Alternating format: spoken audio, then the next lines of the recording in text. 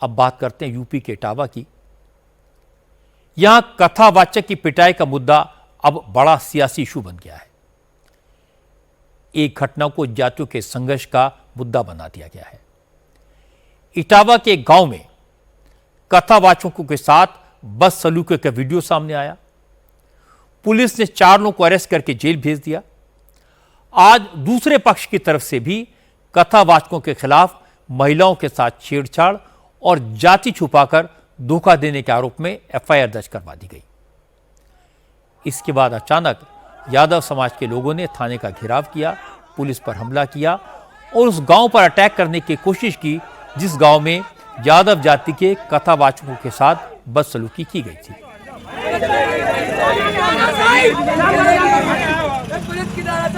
आज सुबह जैसी ये खबर फैली कि कथावाचकों के खिलाफ भी एफआईआर दर्ज हुई है, तो अहीर रेजिमेंट संगठन के सैकड़ों लोग सड़क पर आ गए।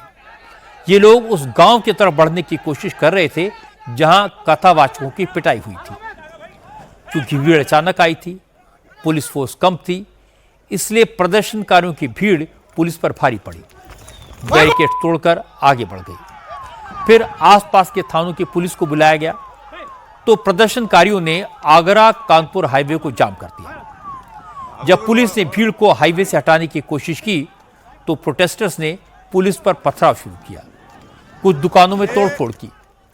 पुलिस की गाड़ियों को तो नुकसान पहुंचाया ही, फिर पुलिस ने फोर्स का इस्तेमाल किया, हल्का लाठीचार्ज किया, तब जाकर हालात काबू में आए।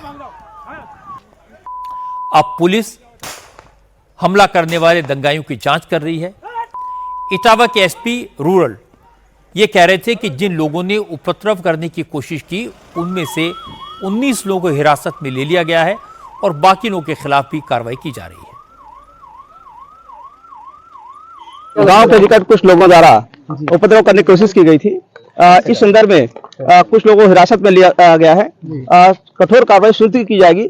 मौके पर शांति व्यवस्था कायम है, कहीं भी उपद्रव नहीं है और जिन्होंने यह कृत्य करने की कोशिश की है विधि के अनुसार कठोर कार्रवाई प्रस्तुत की जाएगी। लेकिन पत्थरबाजी में पुलिस की गाड़ी टूटी और लगभग कितने लोगों की संख्या का हुजूम था जिसको पुलिस में फायरिंग भी करनी पड़ी? नहीं, पुलिस ने कोई फायरिंग नहीं की है और कठोर कार्रवाई हम लोग प्रस्तुत कर रहे हैं और अभी पूर्णतः शांति है। कुछ लोग हिरासत में लिया गया है, पूछताछ की जा रही है। यहाँ फोर्स तैनात है, पहले भी तैनात थी और गांव के अंदर कोई भी नहीं जा सका है। रोड पर कुछ लोग आए थे और जिन्होंने अशांति फैलाने की कोशिश की थी, उसी के अनुसार कार्रवाई की गई है, हिरासत में लिया गया है और कठोर कार्रवाई विधि के अनुसार की जाएगी। अब मैं आपको सारे हंगामे की बैकग्राउंड भी बता देता हूं। इसकी शुरुआत उस वक्त हुई जब 22 जून को इटावा से एक वीडियो आया जिसमें कुछ लोग 2 कथावाचकों की पिटाई करते हुए दिखाई दिए, उनके बाल काटते हुए दिखाई दिए। जिन लोगों की पिटाई होती दिख रही थी उनके नाम है मुकुटमणि यादव और संत कुमार यादव। दावा किया गया कि इन दोनों के साथ सिर्फ इसलिए बदसलूकी की गई क्योंकि वो यादव जाति के हैं और ब्राह्मणों के गांव में भागवत कथा करने पहुंचे थे। ब्राह्मण इस बात से नाराज हो गए, इसलिए इन कथावाचकों के साथ मारपीट की गई। जैसे ही मामला सामने आया, यूपी पुलिस ने एफआईआर दर्ज की। वीडियो में कथावाचकों की चोटी काटते हुए जो लोग दिखाई दे रहे थे उनकी पहचान की और 4 लोगों को गिरफ्तार करके जेल भेज दिया। लेकिन आज इस मामले का दूसरा पक्ष सामने आया। जिस परिवार ने भागवत कथा का आयोजन करवाया था, जो परिवार यजमान था, उस परिवार की महिलाओं ने कहा कि कथावाचकों की पिटाई का जाति से कोई लेना देना नहीं है।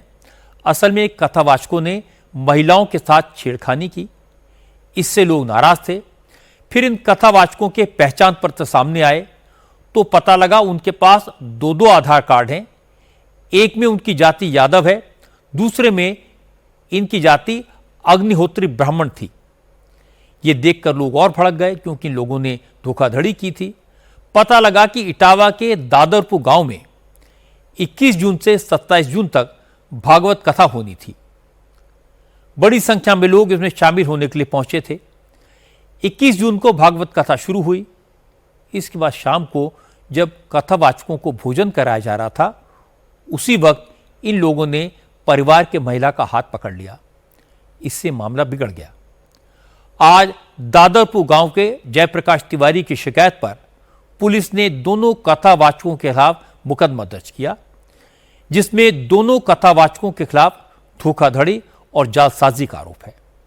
जिस परिवार ने भागवत कथा का आयोजन किया था, उस परिवार की महिलाओं ने कहा कि कथावाचकों को न तो कथा बांटने का तौर तरीका मालूम था, न ही पूजा का विधि विधान। उल्टा वो महिलाओं से छेड़खानी करने की कोशिश कर रहे थे, इसीलिए उन्हें वापस भेज दिया गया। लेकिन उसके बाद उनके साथ क्या हुआ, ये उन्हें नहीं मालूम। वो चोटी काटने का यहाँ कोई नहीं हुआ, यहाँ से तो वो चले गए। उन्होंने थोड़ी बदतमीजी की और माफी मांगी और मैंने इनको बताया तो वो चले गए फिर यहाँ से।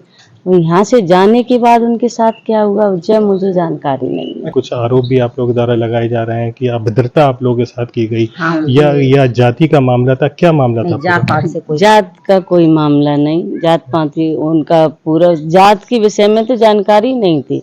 वो तो उसकी बदतमीजी से उसके वो आधार कार्ड चेक हुए, गिर गए, तब मिले, उसकी वजह से उसकी जानकारी हुई ये फर्जी लोग हैं। पे आप लोग जानकारी थी कि ये यादव जाति के हैं या अग्नोत्री हैं? ये कोई जानकारी नहीं थी कि ये यादव हैं। हम तो व्यास जी पंडित मानते थे उनको। उनका बोलने चालने का तरीका, हर तरह उनमें संदेह ही जाते हैं। उनका टच करना, बात का तरीका, पूजा पाठ करना, कलश खाली उठवाना, उनकी वो पूजा की विधि नहीं थी जो एक ब्राह्मण करवाता है। ब्राह्मण व्यास जो पूजा पाठ करवाता है, उनको वो न मंत्र याद थे न कोई विधि याद थी कि पूजा कैसे करवाई जाती। परिवार के लोगों ने कहा कि सच्चाई सामने आने के बाद भी उनके घर में दोनों कथावाचकों की पिटाई नहीं की गई। लेकिन ये बात सच है, उनकी हरकतें सही नहीं थी, वो छेड़खानी कर रहे थे, इसलिए लोग नाराज थे। पूरी वजह तो यही रही है कि वो यहाँ खाना खाने के लिए आए, उनका कुछ बिहेवियर गलत टाइप का था, क्योंकि इनको टच करना है, ऐसे नहीं, ऐसे करो, ऐसे खाना खिलाओ, मुझे हाथ से खाना खिलाओ, ये सब बातें, उनका बिहेवियर कुछ गलत था। इसी ऑब्जेक्शन से वो हुआ, फिर आगे जो कुछ हुआ ऐसे ही हुआ। वो ये कह रहे हैं कि हम लोग मार पिटाई की गई, हमारे नाक रगड़वाई गई, ये सब झूठ है, ये सब झूठ है, ये सब बनावटी बातें हैं, ऐसा कुछ भी नहीं हुआ। जो वायरल वीडियो हो रहा है उसके बारे में क्या कहना है? वो बच्चों ने जो कुछ किया होगा आगे जाके वो मुझे मालूम नहीं है। यहाँ से वो अच्छी तरह से चले गए, वहाँ जो कुछ हुआ होगा वो। छेड़छाड़ के आरोपों में कितनी सच्चाई है ये तो जांच के बाद पता चलेगा। लेकिन ये तो सच है कि कथावाचकों ने अपनी जाति तो छुपाई थी, क्योंकि उनके पास से दो आधार कार्ड बरामद हुए। इसीलिए अब इन कथावाचकों के समर्थन में उतरे संगठनों के लोगों का कहना है कि सारे आरोप गलत हैं। कथावाचकों पर जाति छुपाने का इल्जाम सरकार झूठ बोलकर लगा रही है।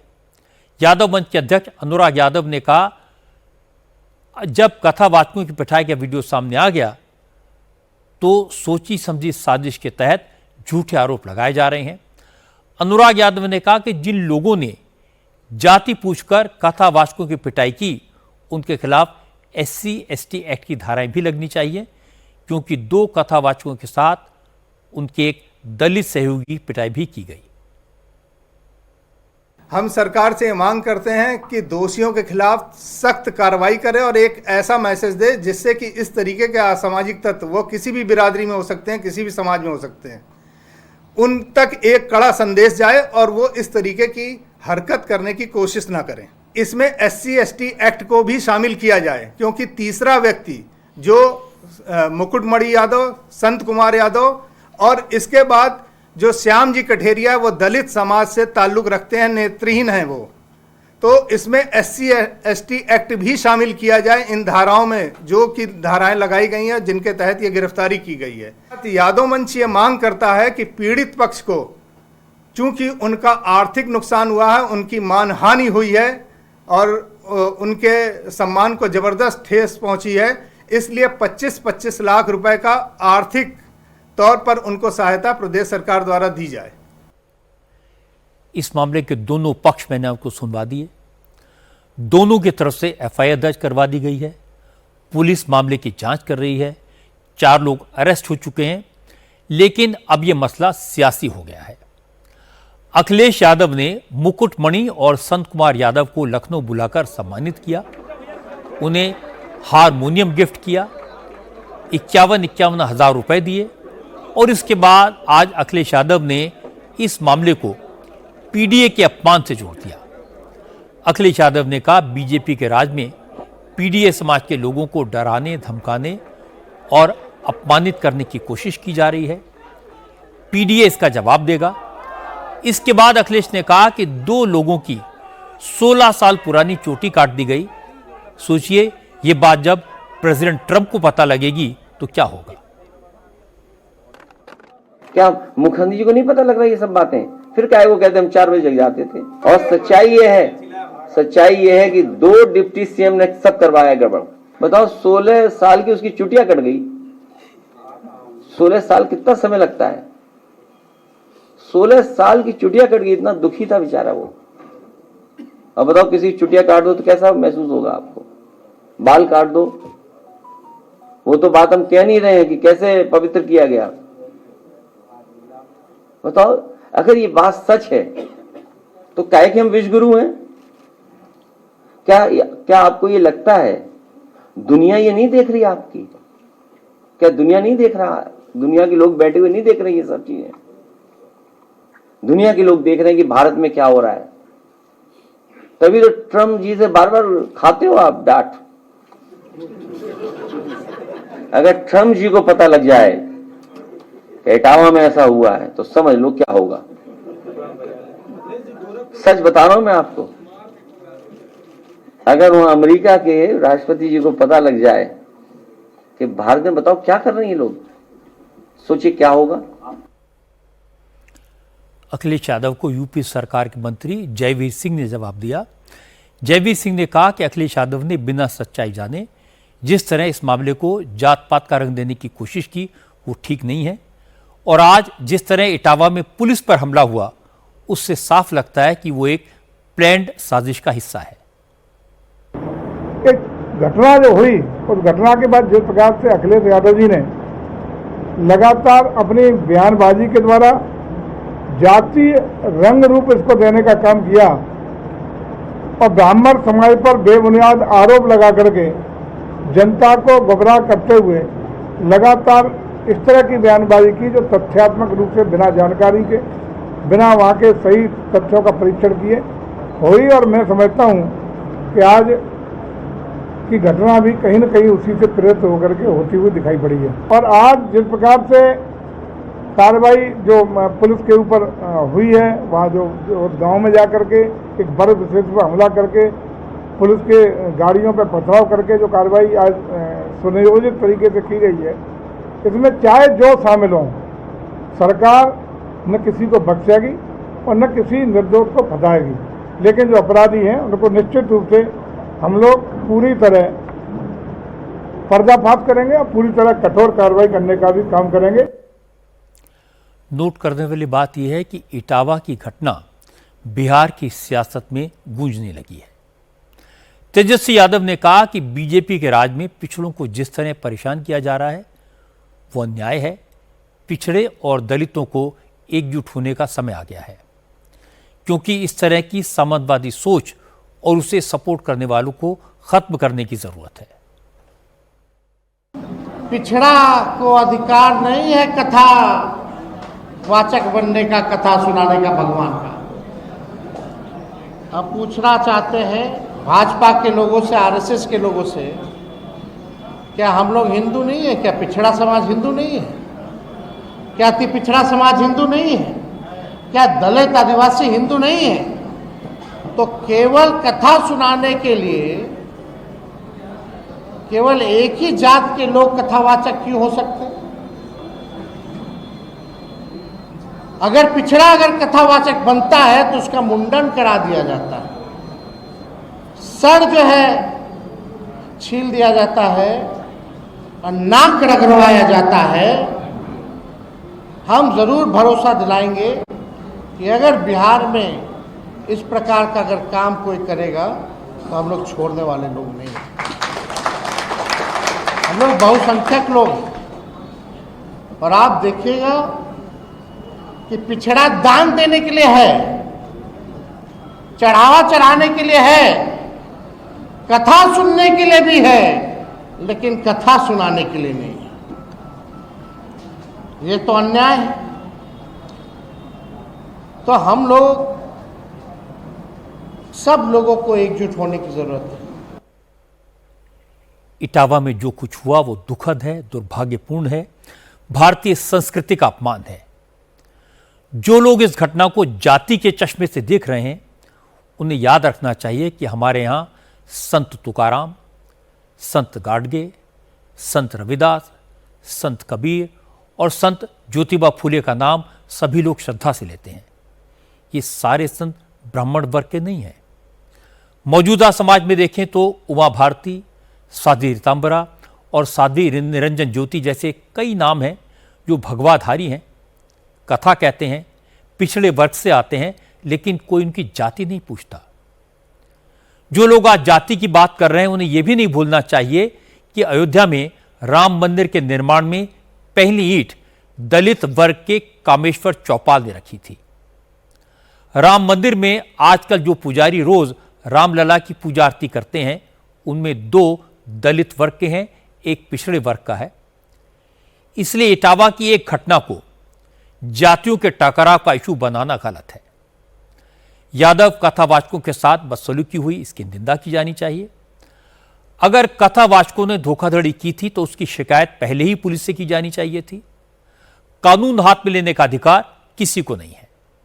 इसी तरह जिन कथावाचकों ने महिलाओं से अभद्रता की, दुर्व्यवहार किया, उनका इलाज भी होना जरूरी है। पर इस पूरे मामले को जाति संघर्ष का रूप देना बिल्कुल गैर जरूरी है। इस घटना का इस्तेमाल बिहार में करना तो बिल्कुल गलत है।